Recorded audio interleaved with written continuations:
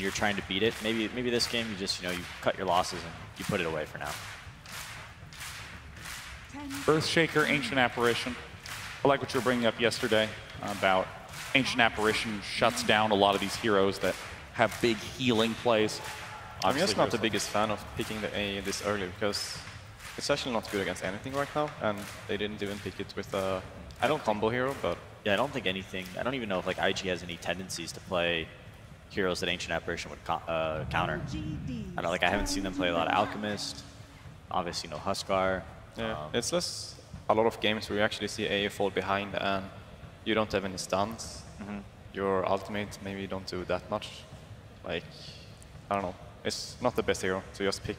Yeah, in my opinion. I think position 5s are pretty underwhelming this patch. They might like in terms of impact. So AA can have some like global presence where he can still get some things done, and the cold feet stun as well is it's not too bad nowadays, but could also just be taken away from Invictus Gaming. I think Nyx plus AA is a very, very good combo. So maybe a deny pick. Maybe. I mean, the alternative was Shadow Shaman, right? Yeah. Would you rather pick Shadow Shaman or AA in that spot? I guess Yao's probably going to be playing AA this game.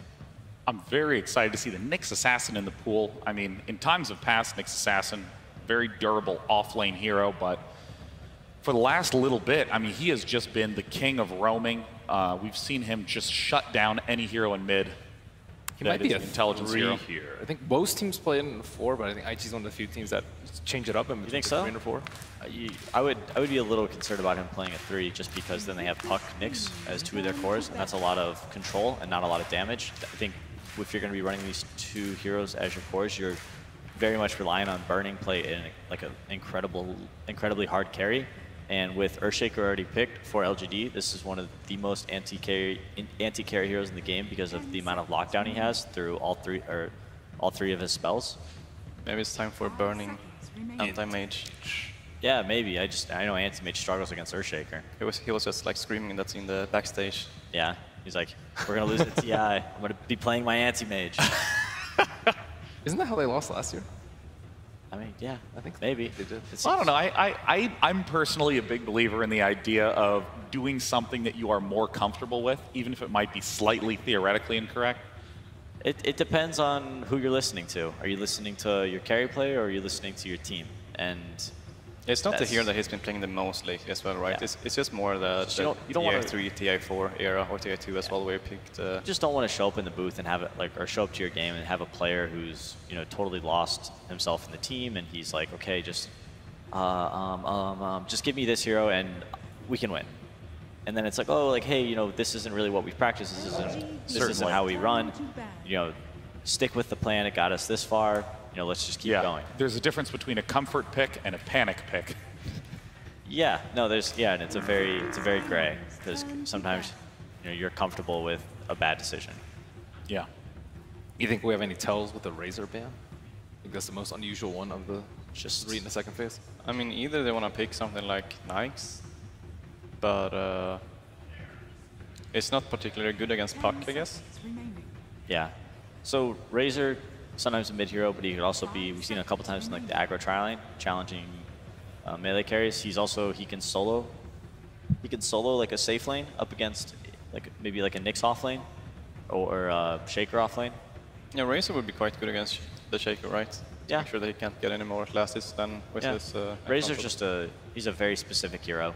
In a lot of games he can be incredibly effective. He's up against a lot of melee heroes who can't deal with the static link. But in some games he can be totally useless because there just isn't a great opportunity for him to static link anybody and steal that damage away.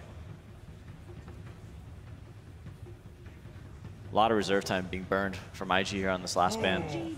They're banning the CK here, the first in the second banning phase, mostly because of the AA, I guess. It's a very good pairing combo. They can go aggro try as well with Chaos Knight AA +1 and be very, very strong.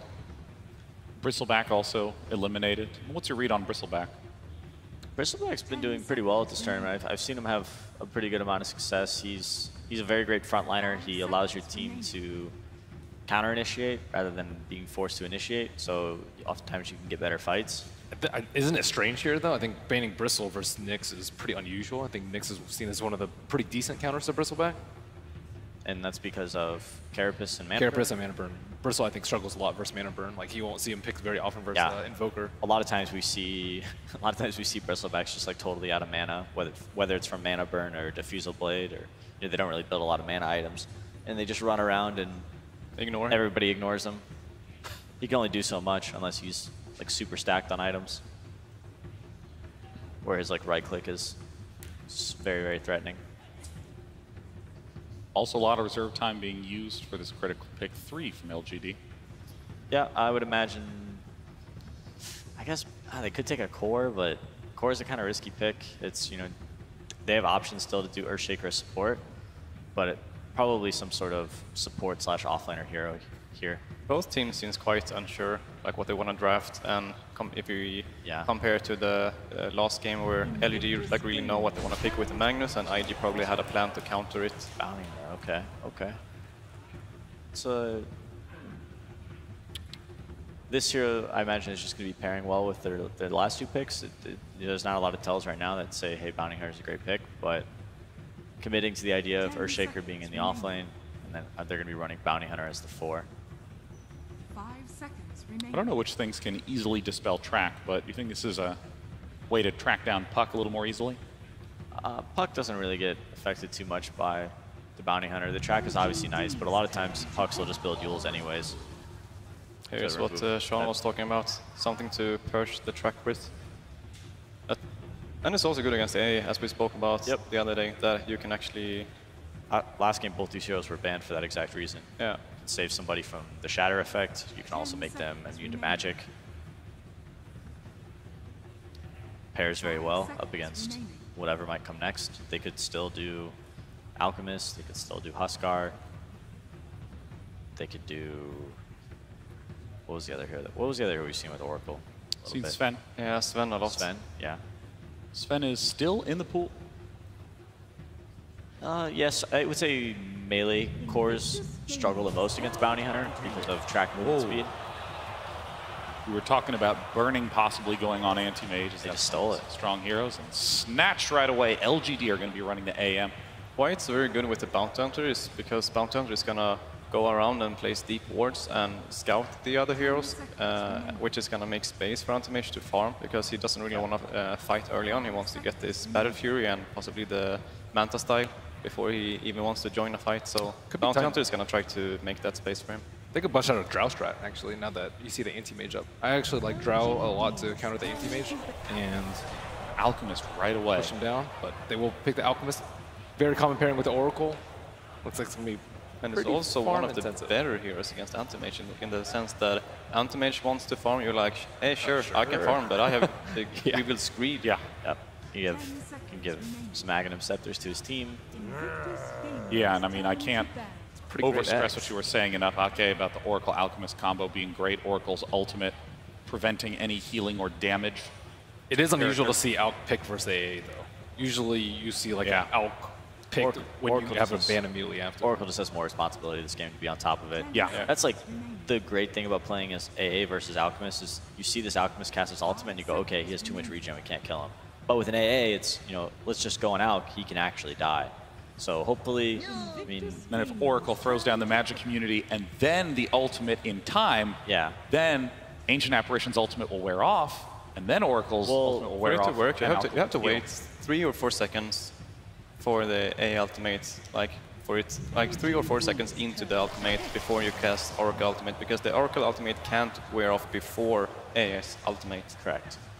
Now this is interesting. Alchemist is absolutely going to be the big gobbler of all the money on the side of the map of LGD, or excuse me, on the side of Invictus. But Lifestealer Puck, a very nice, aggressive combo. Yeah, this is these cores match up really well against both Lifestealer and Alchemist. I'm sorry, versus Lifestealer. I'm just a little worried that they don't have enough team fight to defend their towers. And of course, the final pick, Ursa. Oh, and it's also going on Sumnus, aka maybe. We apparently running it in the mid lane. And look at this, XXS is going to be on the Puck. An interesting match given that Anti-Mage and Alchemist both want to gobble up lots of farm. Who will be able to win? Let's head to the casters to find out. Invictus Gaming have to mentally drag themselves off the floor after game 1. At least they know for game 2 with this draft, the game is going to go a little bit longer, Synderen. it better. if it's shorter, then they messed up real bad. Generally, Anti-Mage doesn't win games before minute 20. That's a very rare sight. Totally different draft. They've switched it up a lot for both sides. This is, is there even a repeat pick from the last game? The Shaker was a pick in the last game. Apart from that, we have 9 new heroes, I believe, in this one. Yep. A lot of things to take in. Mainly, the fact that maybe has the Alpine Ursa set is something that stands out to me. I don't think I have seen this. You're such a cosmetic thing. This is very... I'm actually not, though. I'm really not, but that one stands out. Obviously, this set... should I talk about this much? Maybe it's not that interesting. Probably not. Actually. Let's move on. I'm an expert in how to dress up your characters. That's what I talk about. So anyway, let's talk about the expert and the other stuff. So you're running an Alchemist for Invictus Gaming. You've got that insane amount of farm that can come up. Now, one of the weaknesses when you run the Alchemist is with all the stacks against a bounty hunter, he should be able to keep track on all of this. Pun not intended. So how, as Invictus Gaming, do you protect your farm? Do you protect your progression with your heroes? So that's a good question. I think this last pick, Ursa from LGD, is going to do a really good job in this game. When you see these cores, you know the Puck is the only core that has a matchup against Ursa that is even remotely favorable or decent. And he can't play mid. But the dire heroes can't really be placed in that way so that it makes sense. So it has to be the Alchemist versus Ursa. We saw this earlier in this tournament. I can't remember which team tried the Ursa against the Alchemist mid against IG. It was Liquid, actually, earlier in the upper bracket that put this Ursa against Alchemist. And OP did very, very well on the Alch. That was impressive to watch because historically this has been an awful matchup for Alchemist. But we'll see if maybe can do a better job here than Matumba did in that game. LGD at least seemed to believe in it. And the Ursa has a good matchup in the game. That's another thing. One thing is the lane, but Ursa matches up well against both the Alchemist and the Lifestealer and the Nyx Assassin. It's actually a really nice Ursa game overall and might be able to create the space that Ami needs on Anti-Mage. Yep. And he will need that, but that's when you look to the other heroes. You look to one of the best controlling heroes on the Invictus Gaming side, which is that Nyx Assassin. He's going to cause problems early on, for at least for Ursa to have any kind of mana to do anything, but I suppose Ursa doesn't really care that much when all you're looking to do is get farm in the lanes with the Fury swipes. So Q just having an influence, and you already see him trying to aggressively attack in towards the Alchemist. This isn't going to be a passive style of play from the Ursa. He wants to do as much damage and keep the Alchemist away from the CS. Notice what OP did with his item build. He started with Boots first on Alchemist. This is something, Boots first in mid is... I'm trying to think of what matchups you do it in, and the only one that comes to mind for me is Razor, that you would get Boots against Razor to outrun the static link in the past, but OP understands this matchup very well. This is all about outranging the Ursa and just not getting hit. Stout Shield is pretty much useless for him in this lane against the Ursa, as he will just be walking and touching a creep here and there, trying to get the kill, and not really draw much damage from the creep, so it doesn't need the Stout so much. Victoria is trying to harass the bottom lane out. Q has rotated down to help out XXS on that puck. But Victoria, oh, the stun will be there from Q. They don't have a lot of damage. They've only got the orb available. Q, very, very low. Thanks to the damage from Yao, they'll let the dust go so they can see Victoria. But XXS, he needed to connect with the illusionary orb, but he doesn't do so. Actually, so Victoria will stay alive. I think he could have killed Victoria if he didn't jaunt there, but he was worried about dying himself. But, you know, AA used his cold feet. The Anti-Mage doesn't have mana break. Could have tried for it at least, but taking the safe approach here is XXS, and so is Victoria. He'll end up denying himself. Very safe way to die. Nowhere near as OP as it used to be. XXS has to just jaunt back to the Tier 1 tower now. But yeah, now with having that extended death timer when you deny yourself to neutrals in the early game, not as simple as it used to be. OP still having some fun in mid. In fact, Somnus may be having just as much fun. Oh, he got an Orb of Venom. This could be a kill. OP, he's already got 5 of the stacks, and now a Fury swipe. Somnus has the damage required. And the Alchemist, he was being very aggressive against the Ursa and pays the price. That courier delivery was right on time for him, getting that Orb of Venom and the Tango pack. Well, he didn't really need the Tangos there, obviously, but the Orb came in. Q, was not ready for that. He just missed his stun on bottom. They could see him with the Sentry ward. They wanted to kill Victoria, and Ame was forced to be a little bit more aggressive. They haven't found the Sentry, and now, okay, it's Sentry for Sentry. And that obviously favors LGD. They just want to make sure that IG don't have any Sentry. They don't really care about their own. There's no invisible heroes coming down here for quite a while. Q isn't going to be level 6 until like minutes 10 or 11 probably, so doesn't really matter. It will take time. Burning's still having a good time on the top lane. He is neck and neck for the highest CS. Somnus is actually the man who is leading at the moment, 18-5 to the 16-6 of Burning. But it does mean bottom lane Nyx Assassin. Well, this is one way to catch up in your CS for Ame. Just help get the kill. It's going to be Yao who takes the kill on Q. Do you want to delay that 11-minute timing for Invictus now? Especially as XSS takes even more damage. Victoria just hitting so hard. I got the double damage. I mean, these lanes are going very, very well for LGD. Mid lane, OP. Oh, maybe just used overpower and hit 2 creeps first. That was a bit of a misplay. Yep. And OP will stay alive. I think it would have died there, actually. Maybe could have run him down and got another Earth Shock off. This is just problematic. They need to actually bring the Nyx Assassin back to the mid lane to try and create space, but you want the levels for the Alchemist as well. He's getting boots and bottle delivered on the Ursa now. This is going to be so difficult for OP, but he's managed to find pretty good CS on the Alchemist. Sitting on those 18, and now he can retreat to the jungle to farm some stacks that don't exist. Oh, Q's trying to do it. He will make one, and Q will make the other one. And they should both be successful here. Good timing. And it's leaving the bounty in for him. Much needed money for OP. And Victoria, now we look for him. He's got 2 Observer Wards available, and he'll want to try and check it out. Alchemist disappears from the mid lane. It's flags a warning bell. The bounty hunter now turns from lane harassment into camp watching. And he's going to do exactly that, right on top of OP. Even leeching the experience is worth it here. He could potentially kill him here if OP gets a bit too low. It's like he will be bottling. And no chemical rage. He can snipe the courier. He's got the 2 Observer Wards. They need that vision. Courier turns around to go towards Q. He's not going to kill that courier without Janata. Somnus is rotating over, looking to go in towards the trees. OP's already back behind the tower. And with Q nearby, maybe this isn't the wisest choice. OP is probably just going to jungle now for the next 5 to 10 minutes. Instead, just walk back to lane maybe once in a while, put an acid spray down to protect his tower. But apart from that, he will need to farm here. At least Bobica's nice. He's prepped a triple stack plus a double stack just to the western part of where OP's farming at the moment. But Victoria, he's watching like a hawk. And you're right, he's waiting for that right opportunity. Without mana for Shuriken Toss, he now has it available. Maybe Victoria has that damage required. He'll go for the first attack. Still got the toss available. He's waiting for OP to drop a little bit lower, and the Shuriken Toss, it will be enough. This is the problem we knew was going to come. Oh, yeah. That's such a big kill to get for that bounty hunter.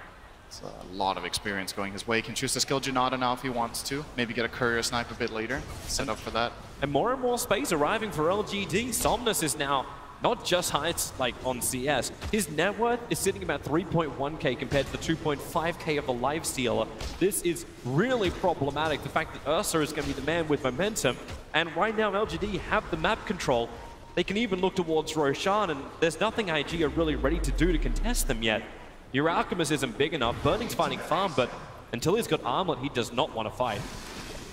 And something we haven't really talked about yet in this game that is really showing is the support duo of IG. They have Bobuka on Aura. Oh, not again. It's coming again. Somnus is on his way in. Phase Boost just came off cooldown. That'll give him the movement speed. Both Janata plus the Orb of Venom. OP prepping his stun. He doesn't see anyone. In fact, he's going to stun himself. Somnus, Phase Boost. Where's the extra attack? It isn't coming. He went to the right, Somnus, and OP went left. Burning is in the neighborhood. Bobuka's here as well. And Somnus, this is a big rotation. They want to make it work.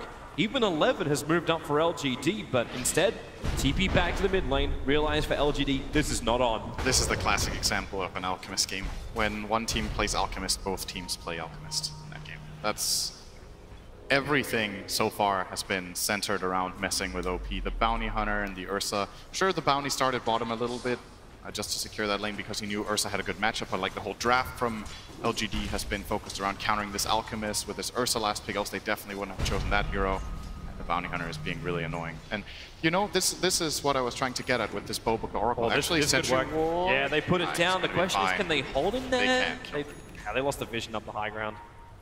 This is very... I mean, I think I've seen Bobuka play this hero. Oh, there we go. It's now this they can make work. They dust onto Victoria. They're going to wait for the first little stun to come in from Bobuka, allowing for the secondary concoction onto Victoria, and they have the damage required. IG really needed something to happen. They need that Bounty Hunter gone so they can shrine up and finally finish these big stacks for OP. Get the money coming his way, even though he's only got 1 point up in Greeble's Greed. He went to 3 points Acid Spray. Yeah, I think his skill build is the correct one. You can't farm jungle with level 1 acid spray and 3 in greed. It takes way too long, and he needed that stun point earlier to try to stay alive, so good skill build in this game coming out from OP. But, you know, this is a good move from IG. It's good for them to start getting on the board. When they don't have Boboka going for these aggressive roaming moves and he's playing more of a defensive support, Q has to step up on that Nyx and get the job done with that dust rotation. This is very uncharacteristic for IG's run in this tournament to pick these heroes for these players. Maybe Q just doesn't play Oracle, because else I would have thought they would play each other's heroes, you know? Yeah, it really does feel like it should be the other way around. Boboka's looking for the wards at the moment, so he's now on ward duty. But he's put down his own Observer and Sentry, so at least they can see the rotation of Victoria when he comes over the top of the Dire Shrine. But it's not stopping Victoria from like hunting the couriers. He's just like 2 seconds too late to snipe out the donkey. But he's watching OP's progression perfectly. He's getting a lot of experience too. Yeah. Leeching everything. At least the Alchemist is able to get the money. Oh, he got spotted. His Invis ran out and he was in the vision of the tower. And he's gonna back off, okay. So he's yielding that bit of experience to OP, realizing he got spotted there. And moving down, Dust is available for Nyx. Nyx got level 6, by the way, minute 9, so... What's wrong about that one? He found some really fast levels. Yeah, he took the mid. When OP's going to go jungle, you want to have somebody at least sit in the mid lane and soak it up, and Q was the logical choice. Yep. So that way, at least, both teams now playing around with that invis roaming hero. I'm interested in seeing like about this build. So you've gone for the Iron Talon and Treads, and now OP's got straight Radiance picked up. Do you think that's a little too greedy? Did he need something a little bit earlier on to be able to sustain, or is Radiance just that critical for the Alchemist to get? It's difficult to play Armlet against AA. I think that's the reason. If he was against any other hero, he would get Armlet here, but... Oh, he's going to go down once more. Chemical Rage, maybe not. They don't have the damage for this. At least Chemical Rage being burned. Oh, this is actually really good for LGD. I'm not sure they realized just how good that was, but they forced the TP over from Q, who has Burning infested inside him, so...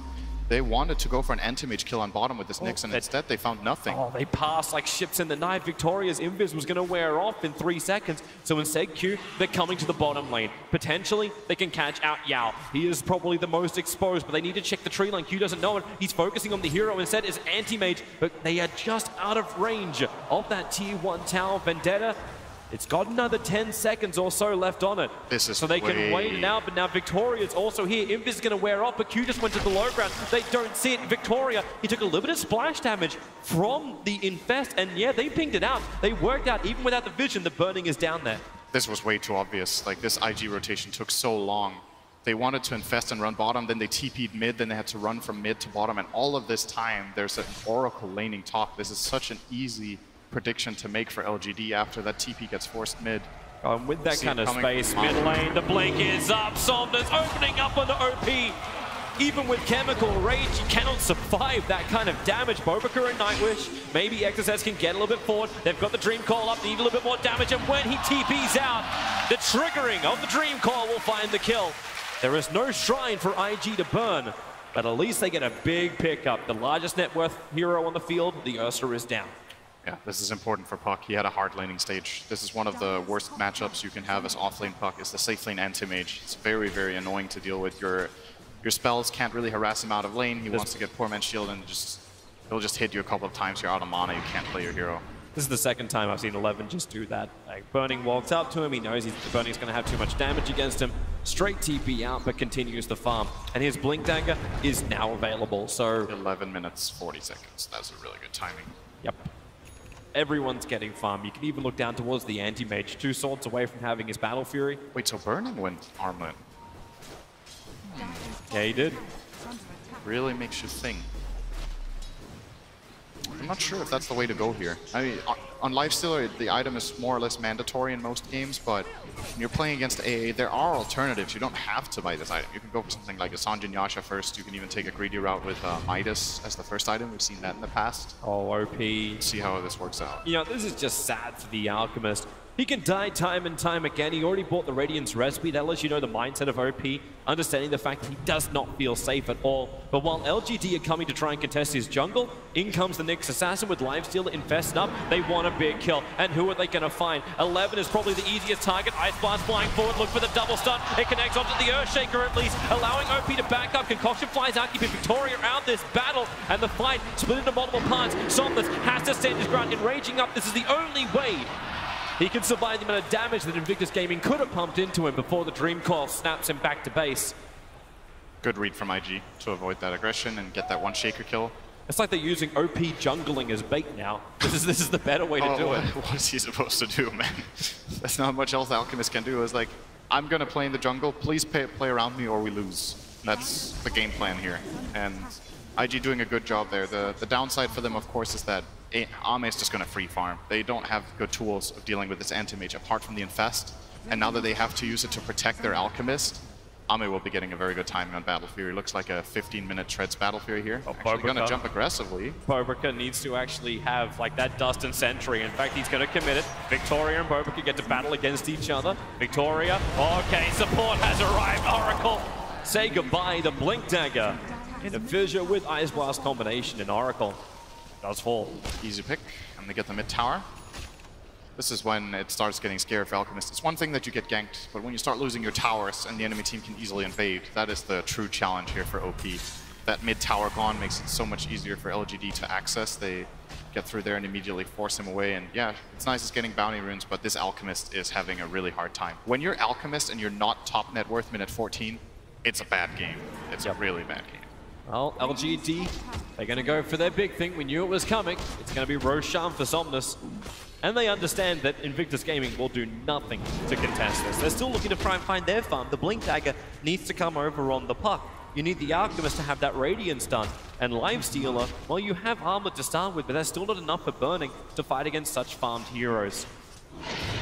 Somnus, there it is. Easy done. Easy wrangling for the Cowboy. IG need to mount some level of defense here. Like, they've tried to get aggressive. They've tried to do these vendetta ganks with the infested Livestealer. But this isn't going to work when LGD will just four-man down one lane. At the moment, they're just doing a 3. They don't even feel like they need the Earthshaker. He's sitting on top with his Echo Slam ready to rock. It's just waiting. Pushing the tower. There's actually a TP in from Nyx here. They want infest. Yep. Could find a kill on 11 again. Looks like it will happen. Yep, Vendetta hit, follow-up stun, and the damage will be more than enough. He has the Echo Slam, but he'll go for the Totem instead. No reason to burn the ultimate, no more creep waves around him. So Invictus Gaming, at least they're getting something out of this map, but the odds are definitely against him for this match. Yeah, it's rough right now. They have to play for what they can get. This is a nice kill. It's probably the best realistic kill on the map for them right now. This Nyx plus Livestealer, I don't think have enough damage to kill Anti-Mage if he's full HP. So they have to settle for that Earthshaker or trying to maybe kill the... I mean, yeah, well, supports or Shaker seem to be the only targets that they can reliably kill. At least Puck now has his Blink Dagger, so jump and initiation, control, potential ways for Puck to escape when Ursa initiates in, as opposed to just standing there. As this battle up on top, it is on both sides of Q. Spike Carapace creates a little bit of extra space, but now Nyx Assassin knows he's dead. 6 charges, no reason to burn him. Somnus now finding his 3rd kill of this game and will take his 2nd tower of the game. And they even have that track to amplify their gold gain as well. I'm imagining we're going to see Victoria and Somnus combine a lot right now, trying to just take advantage of their power spike together. Track plus Ursa is a very potent combination. When he has good core matchups, there's so many heroes you just feel like you can kill everywhere. Oh, they're waiting. OP in the wings. Here comes your Ice Blast and the Echo Slam. Way too easy. And Nyx Assassin TP's in very quick into the Vendetta. Even Sentry Ward. LGD is finding all of this vision of Invictus Gaming. They're putting down a defensive observer watch. They lost their one near their Ancients before. And now they just lost the other one protecting the bottom shrine. And goodbye Tier 1 tower. Q's watching this and he knows he can't do anything. Even with a Blink Dagger Puck, this is dangerous to attempt. Victoria's looking. If he walks down and finds XXS, this could be a kill. especially when Yao's in the neighborhood. Ice Blast is on cooldown, but for 1 second it comes back off it. Does Yao know? Here goes your orb already. He'll jaunt out, then blink to the safety to tier 2. Somnus blinks with him under the tier 2 tower. Q starts to raise the carapace. Good phase shift. Dodging that Earth Shock. Make sure he doesn't have to use coil. He might even have died expending coil. Ursa could maybe have run him down fast enough. Critical items arriving for OP. He's got 4k gold in the bank account. He's coming to buy up his Radiance. So as long as he doesn't die on the path there, he'll be okay. Yeah, they don't dare sending out the courier for it, that's for sure. But his chemical rage is wearing off. If they actually got any kind of vision on him. This is dangerous, OP. You're gonna go for it. That's one of that's Alchemist YOLO. That's his version of the YOLO. What just happened there? No chemical rage, walking into a dark place on the map. They're even dusting, expecting Victoria to be nearby. It did clip the Bounty Hunter, and that's enough to force Victoria to TP back home. Now Alchemist is going to start finding some good farm. He needs to ramp up very hard. I'm curious to see what itemization OP thinks is the right one here. You'd probably want to get some good armor against the Ursa and the Anti-Mage, and even health items are a little bit deceptive when you're playing against AA. You can't take full advantage out of regen, you can't take full advantage out of max health because you can shatter anyway when you get lower. So maybe he thinks something like armor and BKB could be a choice in this game. Gonna see what he starts shift queuing up. Nothing just yet. See Burning trying to remove that armor. He's gonna go for a Desolator pickup after the armlet. So give some good straight up damage.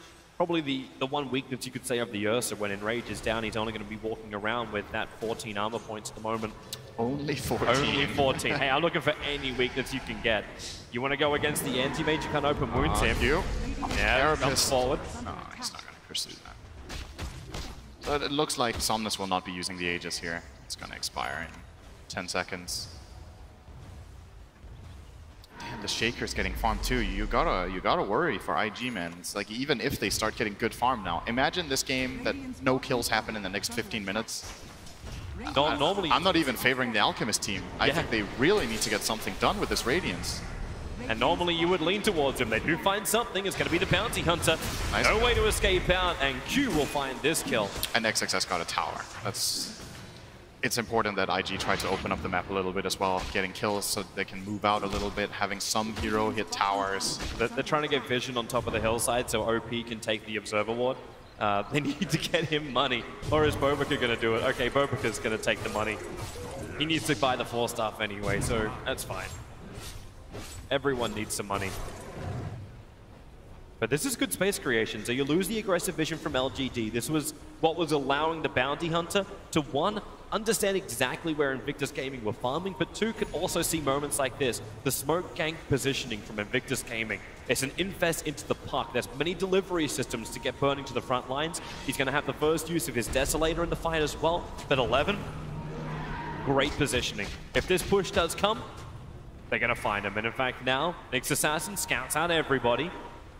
Looking for the target. Victoria in through the rear. The smoke's already broken, so they know there's extra help there. The silence is out. They want the Ancient Apparition down. They want to ensure that the Chemical Rage is able to have his full regeneration potential. But BKB just got done on the Ursa as well. Somnus is ready to fight. Q was stalking behind, but Vendetta is expiring, so he has to walk back. Look at I don't know if they're getting this tower. He did a nice position the back lines, but now the jump forward. Somnus triggers the BKB. Burning needs to retreat back out. This concoction from OP flies down towards the Earthshaker. They're keeping him out of the fight, but the damage to the Alchemist is ridiculously huge. And Armade joins the fight as well. Bobika on the run, low on mana. They can even mana void if they want it, but it is not required. IG once again on the run from LGD. Blink on cooldown for 5 seconds time. Q trying to retreat back to tier 3 towers and LGD. They're going into the base. They're still tier 2 towers up. They're fighting into these shrines, bringing down Burning. The buyback has to come in. Somnus is in rage. He'll wear off in a second. His BKB is also down, but where is the help? No one's there. Burning's on no life, hiding in the trees, not even going back to the fountain. He's worried about the Ice Blast from Yao, which is on cooldown, so now finally he'll start his regeneration. But Invictus Gaming, frightened kittens running away from the dog. That BKB reveal from Ursa is just game-winning. This is at least something to get back. TP's coming forward, Victoria will fall, but that Bounty Hunter is worth 289 gold. So we're going to see it here. He jumps in and claps and insta BKBs, and they're trying to counterplay with stuns because they don't know he has it. So both the Alchemist stun and the Nyx stun don't really have any impact. And OP gets killed off immediately. They have tracks, and now they're just going to run them down. This fight is over, and the moment he jumps in and pops BKB and gets the clap off, the fight is won. And IG just don't have the information. If they knew he had BKB, they won't go for that play, but maybe gets them with that surprise play, and it's really hard. Big, big win again for LGD. They are just destroying IG today in the series. They really are. This is that type of confidence which is even more scary for their opponent if they do win this up against Team Liquid, who will be watching this game very, very closely to understand how LGD are just being so superior to Invictus Gaming at the moment. Their advantage is 12k on the experience, 10k on the gold. Everything's looking sweet for LGD. As long as they don't let the Alchemist get out of control. But so far they're doing a very good job of keeping OP down. And the kiting just has not been there. That BKB from Somnus is just too good in the fights. So Puck's Dream Call has little to no influence. They have nothing to deal with him. They actually can't do anything about this BKB on Ursa until they get Ags on that Dream Coil or a Basher or something like that, but you can dream of the Ags. Maybe that Hand of Myers the Puck is picked up and get him closer to level 25 if they can survive that long. Ambitious. Yeah, very ambitious. Ambitious thought process. Don't worry, guys, we can hold It's also ambitious. 25. Bottom lane, the initiation's coming in. Ice Blast will connect on the Puck. It was Q who was starting the fight onto 11 behind the tier 2 tower. They were just hoping for a trade-off, and it just does not exist. And Yao gets up a very aggressive ward in this top lane before TPing out, so there's kill potential up here later for Ursa and Bounty Hunter. It's likely that Alchemist wants to move into his jungle at some point again up there. He's not going to catch up enough by just farming the right side triangle of the map. He's going to have to try to get active somewhere else to really catch up, and if they can punish him when he does that. Well, right now, the safest place to be is actually the LGD jungle. But Invictus Gaming, they will 5-man smoke around that dire triangle camp, and they're moving in. Now, the Radiance is actually turned off, so the creep wave is not burning. But they're looking towards Roshan. Somnus bashed up. He will still, however, get it, but the initiation of the backline. Again, yeah, priority target number 1 for Invictus Gaming to kill. They can move towards Victoria. Able to get the sum with a 4-star from 11. Gets him back outside the pit. The Ursa is the big one. He wants a battle against OP. Locked in. Bobica's done the work. So that's false promise available, but doesn't have enough life to stay up to get it off. So one support for one support. The fissure, it connects on Puck. He got into the tree lines, however, but now under the shrine. Burning. Maybe this is fine. Concoction Sun onto the anti-mage. Somnus back into the fight for the double. Somnus doing work. The silence as well. Arme so low. And the start of the air. Code slam. Space created. Arme can blink away. Even the 3-man shuriken toss. Victoria's looking to go back in. He'll pick off Q. The toss is back up in 2 seconds time. The track just holding Invictus Gaming in that one position. Ice Blast is looking for the kill onto Burning, while 11 runs in towards the pit. XSS needs to find the kill. He's got Blink and Orb, but he does not know where the Earthshaker is. He's back at the shrine healing up. IG fought so hard, and all they got was the AA that they killed in the beginning of the fight.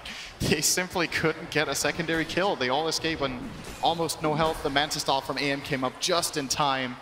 And, well, this was the BKB reveal from the Alchemist. He did go for that item, had to get it, so he has a chance of fighting. He's going to run in here and pop it, I believe, now. Yep.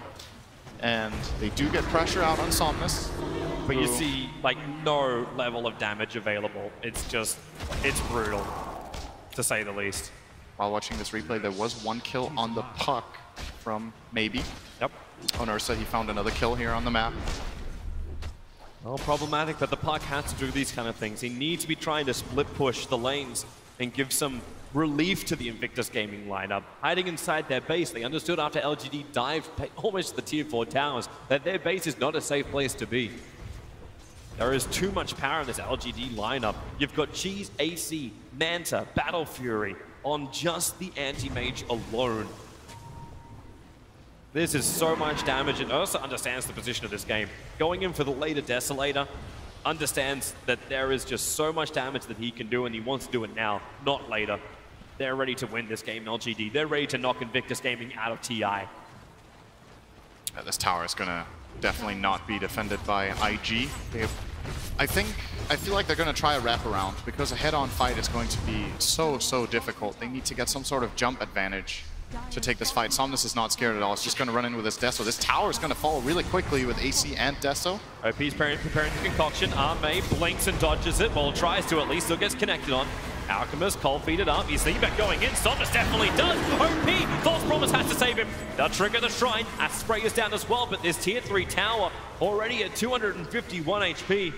They popped all of their defense. They popped Oracle ulti, Alchemist ulti, and Alchemist BKB, and got nothing for it. So LGD are going to go again, knowing that these cooldowns are down. Q's trying to help out. He's a little bit further on the front lines. The Observe Ward from Victoria, obviously a little bit more. But already that stun, Echo Slam, burning, deleted! And the Ice Blast will also connect with the Nyx Assassin. XSS in the tree line also falling. There's just way too much power. And LGD, they are looking to do it right now. Invictus Gaming, the last scramble of defense. But how do you repel LGD? They stand, they take the racks. More Fissures control. Spike Cameras interrupting up the Ursa, but with Enrage being triggered, that's not even the big one. Isame on the side, picking off the support heroes. No defense abilities, no defense items. Basically, no defense is adequate here for Invictus Gaming. And they know it. GG, LGD, in dominating fashion, have removed Invictus Gaming from TI. And will be able to face up against Team Liquid later today. LGD have really found their form over this. They have grown so much during this main event. They look like today they looked like on a completely different level as a team that has a chance of contesting for the Aegis. Of course, there's probably the hardest challenges ahead, but this kind of performance is scary to watch.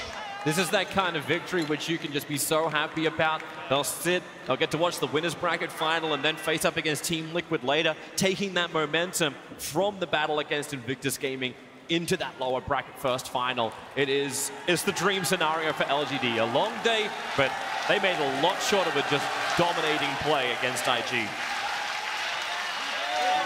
And Burning with a wave out to the supporters.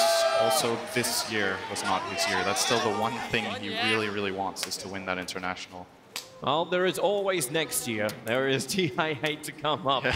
So just build up for that point, but right now, LGD, they know how strong they are. They can think about what they want to do later on, but just their performance in this series, it's confidence boosting more than anything else. And I'm wondering too, like, how then does Liquid face up against them? They look at these drafts, they understand the critical factor that the Magnus was playing, at least in the drafts bouncing back and forth between these teams. I'm interested to see what's going through Kuro's mind right now. If only we could just like tap into it like the boxers in the show match. He will have another match to watch as well, though. Maybe they can draw some inspiration from the winners bracket final, where they have to play later on. Both teams get a break. Oh well, LGD get a break. Liquid had a break from yesterday. Yeah, that they will. But LGD, congratulations. They take out the series 2-0 and advance further in the lower bracket. Thank you, gentlemen. Indeed, the most one-sided series of the entire tournament, certainly the shortest. And to talk about it, I'm joined by Blitz, Arteezy, and Eternal Envy. Gentlemen, welcome to the panel.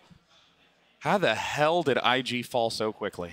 I think LGD, you mentioned on the bus, might just be the best team here. They just had the unfortunate situation of being in the lower bracket, but they are just that good. It's not that IG played even particularly badly. They just got out-drafted at every hand. I think AM matches up very well against ALK. They just had very good core matchups, especially in the mid lane. The Ursa versus ALK is going to be really favorable for the Ursa.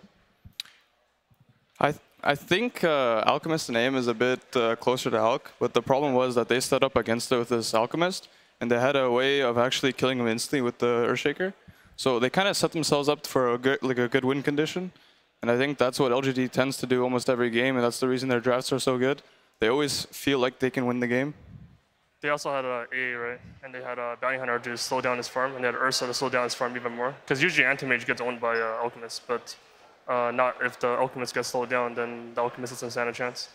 That's probably one of the worst feelings in all of Dota, when there's a giant angry bear, a Bounty Hunter, and a whole bunch of people invading your jungle, and then you go, oh wait, there's an Anti-Mage in this game. I mean, AM just got away with so much free farm throughout the entire opening and then was able to easily crush at the end. And I'm curious, if you were in IG's shoes, what is the difference you would want to make in that game, either in terms of gameplay or in terms of the pick that you were concerned about? They probably had to help this Alchemist against this Bounty. It's pretty hard with their heroes. I think Oracle is generally not so great against Bounty. Like the Alk felt very pressured to farm, and he felt very scared all the time. And maybe if they set up sentries more defensively and obs more defensively, they could actually anticipate Bounty Hunter's movements and kill him. But as it stood, like this Alchemist was just very scared all the time. He didn't feel comfortable. If Ursa ever left the mid lane, he never had like a haste rune or something like that, then he would be unable to farm at all. And it just, compared to this anti-mage, he was just playing his own game. He didn't feel that much pressure. To be honest, I feel like they're opening. Like we opened Nyx Puck as well in the group stage, and it's just an opening that's very hard to work with. Like you compare to his Shaker A opening where the AE can like dominate the safe lane, and you have the Shaker that could just go offlane, and he's gonna be okay against almost anything because he's just gonna pull the lane back. And they're pretty good heroes in general. Whereas you have this Nyx Puck who are like they're just so slow. They don't go for BKB, and they don't really work together. Like Nyx Puck, like Puck coils and Nyx stuns, like what, and or stun into Puck is nothing. Like Shaker into A Ice Blast, like, that makes way more sense. And the lanes, everything, it feels awful. They feel like they need more. So they pick this Alchemist. They need something that does everything for them, that carries them, that does a lot of damage, and they just end up going to that direction, which maybe it wasn't the best direction against LGD, who just runs at your face. Yeah, and I mean the Earthshaker just got an insane amount of farm that game. Actually got a Blink Dagger at just shy of 12 minutes, which is crazy fast. With that said, the match MVP was Sumnus. Voted everyone the giant anger bear. And of course, I see the sign there. It said Go Bears. There's someone wearing a bear helmet with a giant sign that just says Go Bears. There it is. Hello. Excellent. That doesn't even look like Ursa. It's just it's like a children's bear hat. Excellent. Yeah, I mean, the Alchemist got dominated. Yeah, in that normally, mid lane. In games like this, when you're down into an elimination game, you're going to pull out a hero like that just to pick up a free win, but it's so hard to do it in a situation where he just had so much working against him. He didn't really have a lot of space. I felt like the biggest thing, too, is Nyx can be such a great hero because it denies so many different mid-hero picks. You can't pick any of the usual in-hero pool, but the big thing in that game is it had no purpose. He had nowhere to go. He goes bottom. There's not much for him to do there. There's not a lot of kill potential. So they can't really do much against this anti-mage. Then this anti-mage scales. Nyx is trying to salvage all 3 lanes. He can't really go anywhere. And now you're in a position where you just got one hero that's sort of dead on the map. We've talked a little bit about the drafts. Let's talk about the plays, Purge. Got some good ones. Domination. Yeah, like you guys said, it was very difficult for the Alchemist to have a good game because of the matchup. It was a Ursa versus Alk. You never really want to be against a Ursa if you're a melee hero. And the cool thing that happened here is that Sumnus ended up grabbing a very fast Orb of Venom at the same time that OP thought he had boots advantage. So if you have boots advantage, it means you can get away. But that early delivery of the Orb of Venom gave him that extra slow on his opponent that guaranteed the kill. And then from there, it was just a lot of pressure coming from the enemy team. With the Bounty Hunter basically just following OP. He knows that he can't actually lane against the Ursa, so he's able to sap his experience and things like that. And the reason that this happened is because early on in the game, when the Alchemist is going to exit his lane, where he's going to end up is usually in either this spot on the map or this spot on the map. And to deal with that, what the Bounty Hunter does is just strolls through and puts an observer ward here or there, just to know always where Alchemist is. And then it gives him a lot more opportunity to actually get kills and then ultimately collect $ signs and all that stuff. So we ended up seeing that quite a few times. Even this one that didn't end up with a kill on the Alchemist, Bounty scouts him out. Ursa moves over while he sets up the slow. And even though they didn't end up getting this kill, it was still really beneficial because Alk is at like a 2-level disadvantage at this point, which is hugely beneficial. And the other cool thing LGD didn't do here was go for that kill. They played it so safe. They knew they were dominating, and they could still back off. So it was all of these culminations of the pressures that they could do against Alchemist that just made it almost impossible for him to get in the game. LGD will be advancing 2-0 in a grand total of less than 1 hour for the entire series. And to talk a little bit about their victory, we got Victoria with Casey. Thank you. Congratulations, Victoria. Josh is going to be helping us translate. So, Josh, thank you. I want to take you back to game 1 because that was an intense game that, as we've all been saying, ended in less than 20 minutes. So what was the mood like in the pod during that game, and how did that feel for you as a team? 就是首先第一局嘛，你们是20分钟以内使对手打出了机器，然后当时在里面的你们队伍的气氛，然后当时的场景，请你说一下。就大家都比较放松，很开心，就想着开心游戏就行了。Actually, we were all pretty carefree. We were pretty relaxed, so we were just thinking, like, let's have fun with the game, be happy. Have you been feeling that way for the last several games? I mean, that was the 6th game in a row you've won on TI main stage. The only team that's beaten you is VP when they 2-0'd you in the upper bracket. So have you been carefree ever since, or what's changed since those first 2 games here on main stage for you? 那个这次 TI7 主赛事的话，你们是在被 VP 2-0之后，现在是连赢了6把，然后连赢6把，你们这个是怎么做到？就是是否一直都是这种开心的心态来面对？是之前输 VP 的时候，就是后面讨论了，就是有太想过针对别人而导致自己那阵容拿的不是很好。之后输下来之后，大家也想过，只要想了自己，不用想的是怎么针对别人，自己打得舒服就行了，要开心。So after we lost against VP, we as a team we discussed, we kind of decided, we realized basically that we were trying to counter the opponents too hard, so we decided let's not counter them, let's just play our own game, play what's fun for us and have fun. It's obviously working for you. You're about to see Liquid again this afternoon. The last time you saw them was in group stage when you won them. Just wondering how you think you match up against them now that you're going to be facing them again. 那你们下一场的对手将是 Liquid， 然后 Liquid 也是你们小组赛对阵过的，然后就是请问你觉得你们下面对阵 Liquid 是个怎么样的情形？不管结果怎么样，开心游戏就好。Actually, no matter what we do, just as long as we have fun, it's good. Having fun. Boy, there's a novel idea. I love it. You guys are clearly having fun and it's working for you. Congratulations, Victoria. And Josh, thank you. Really appreciate it. Back to you guys. Thank you, Casey, and thank you, Victoria. Only focus on having fun. Yeah, it's a good strat. I like it. You know, you go to TI, you act all serious because it's like a huge tournament and there's a lot on the line, but you can step back and you can just say, let's just have fun. And it seems to be working out for them. Pick Magnus or have fun. LGD has been really crushing. And an interesting thing to note about their path through the brackets, both they and Team Liquid fell to lowers in the very first round of winners, and they have both won out to get to top 4. In fact, all the teams that are remaining right now, Team Liquid, LGD, and then winners Newbie and LFY, all began in the winners bracket. It's kind of interesting to see that consistency.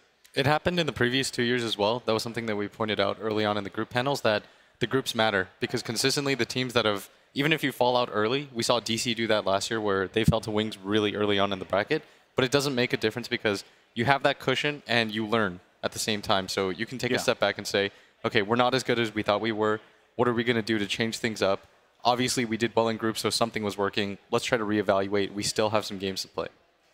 Now, in terms of the matchup of LGD going up against Team Liquid, what does Team Liquid need to do to beat LGD? I mean, LGD is going to have a huge confidence going into that match. Prevent them from having fun. I mean, they can pick Anti-Mage, I guess. But they need to slow down 11 and maybe. Because the difference between LGD and all the other teams is that they have they're 3 and 2 position just run at you. And they just keep running at you. And their Ricer is actually, their 1 position is actually one of the only super Ricers in this tournament. He buys he skips ultimate on Troll, he buys Mom, he just farms on Magnus. But because the other 2 guys, you know, they can play Magnus and stuff because they just run at you. Like these slow heroes, they work for them because the other players will just keep running at you while they're carrying free farms. Can you clarify a little bit about what just run at you means and how that contrasts with different styles? Like for example, like nowadays a lot of high MMR mid players, like they play like invokers, you know, they slow down, they just want to get their farm up and they want to carry the game.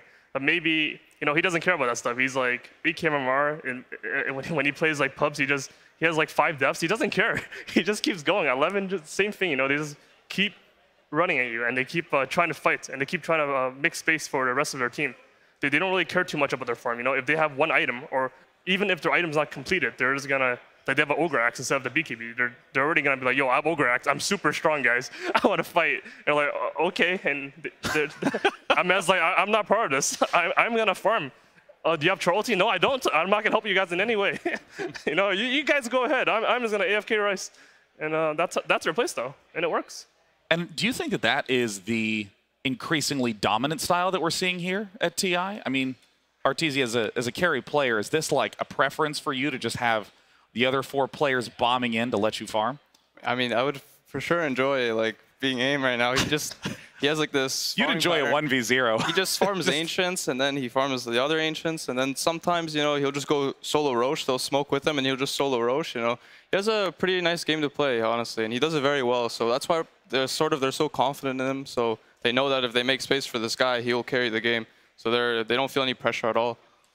But they're matching up against Team Liquid that we've seen do both push-heavy lineups with, you know, Keeper of the Light and Troll, but also, as Merlini says, non-Dota, where they just pick Broodmother, they just pick Huskar. What do you expect to see out of the matchup between Team Liquid and LGD? I think Liquid, for example, they really want the offlane to work. I think we were talking at the cafeteria, we were just saying Mind Control really needs to set the tone for this kind of matchup. I feel like he needs these heroes that'll delay the game, in contrast to what LGD does, like Envy pointed out. LGD, if they're going to run at you, Liquid, you need to divert them, misdirect at all times. So these heroes like Keeper of the Light that can shove out the waste for free, Nature's Prophet, Beastmaster, I think these are going to be huge for them. I really think Mind Control should be playing one of those like Furion or Beasts against this team. I think he excels on it. He can direct the game in his own way, and I think that's what Liquid needs to be successful. What about you, EE?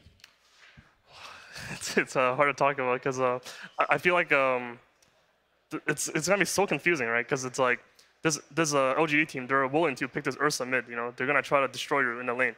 Like maybe we'll play anything, but like so will Matoma Man / Miracle. You know, they're not afraid to run some Broodmother mid or some Huskar mid, some untraditional lane destroyers, and they're just gonna both try to out mind game the enemy and try to slow down each other in the laning phase to the point where like everyone is just gonna be very confused. and like yeah, and they're just gonna try to do that. Like Liquid wants to like do that the more though. Like LGD, I feel like if they're able to just play a solid game, I feel like they will take the series. Well, with that, we now know who the top 4 are. Team Liquid and LGD are in lowers. They will be facing each other later on today. The next match coming up will be Newbie versus LFY, and the players are at this point in time still getting ready to get set up. And with that, let's just take a brief break from matches and look behind the scenes with Slacks. Oh, who's talking?